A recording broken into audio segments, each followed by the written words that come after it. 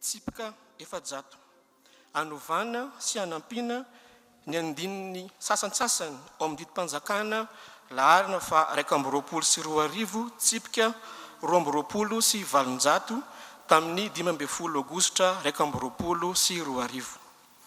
Nasy-panovana tamin'ny didim-panjakana laharana fa 20 sy 20 tsipika 17 sy valonjato. Tamin'ny 20 aogositra 20 sy 20 sy laharana fa 20 sy 20 tsipika 17 sy 200 tamin'ny 12 febroary 20 sy 20 anendrena ny mpikambana ao amin'ny gouvernement. Ny filohan'ny repoblika araka ny lalam-panorenana araka ny tolo-kevitry ny prime ministre lehibe ny gouvernement dia mamoaka izao didy mpanjakana izao.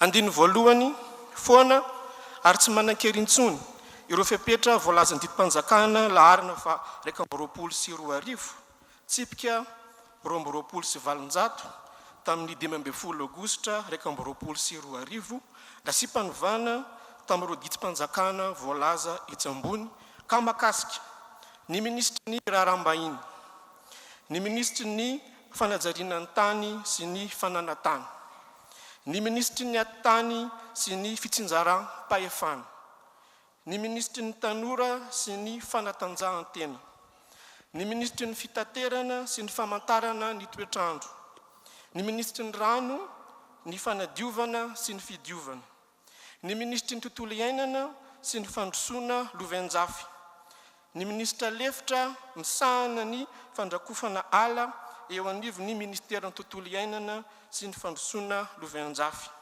ny ministra lefitra misahana ny tanora eo anivon'ny ministera ny tanora sy ny fanatanjahantena.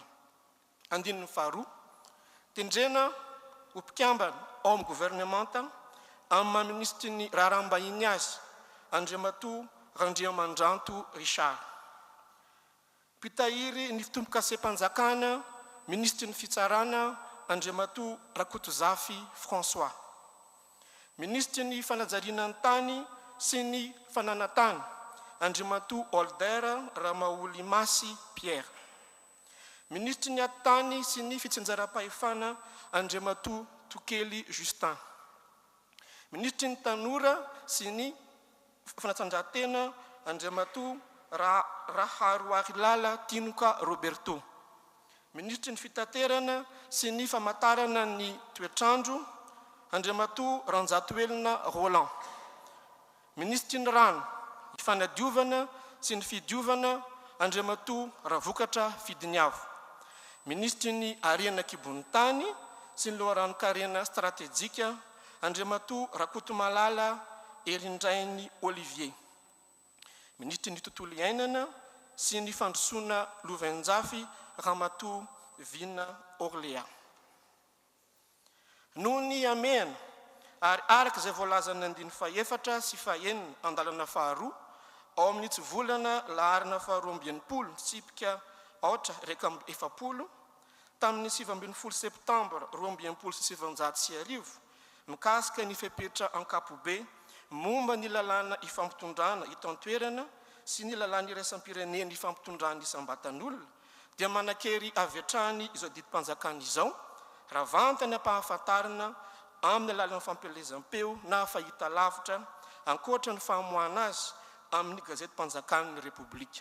Natao teto Antananarivo ny 19 martsa 2020 sy 2020 ny filohan'ny repoblika Andriamatoa Andry Rajoelina, ny prime ministre lehibe ny gouvernement Andriamatoa Tsay Christian.